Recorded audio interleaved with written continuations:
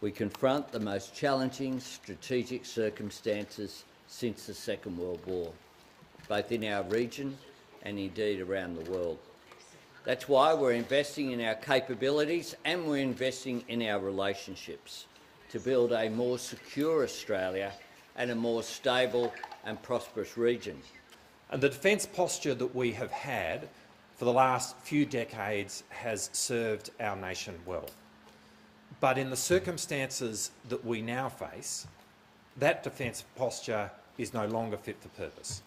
And so today, for the first time in 35 years, we are recasting the mission of the Australian Defence Force, which will have 5 elements to it. Firstly, to defend our nation and our immediate region.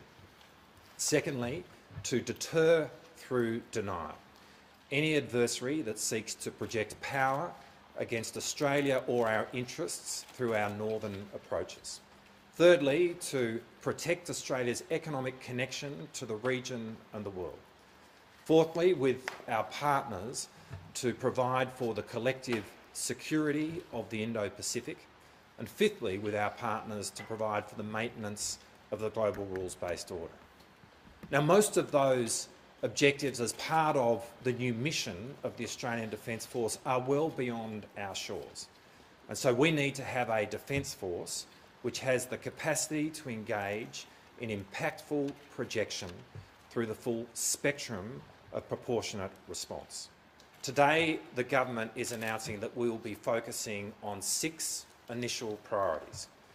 The first of those is Australia developing a nuclear-powered submarine capability, and we made significant announcements about that last month. The second is to provide for a much longer-range strike capability for our Defence Force, including through the manufacturing of munitions in Australia. The third is to better enable the Australian Defence Force to operate out of our northern bases. The fourth is to provide for a much quicker transition of new innovative technologies into service, and that's particularly with respect to operationalising Pillar 2 of the AUKUS arrangement. The fifth is investing in the recruitment and the retention of our Defence Force personnel. And the sixth is to improve our defence cooperation with our neighbours in the region, particularly in the Pacific.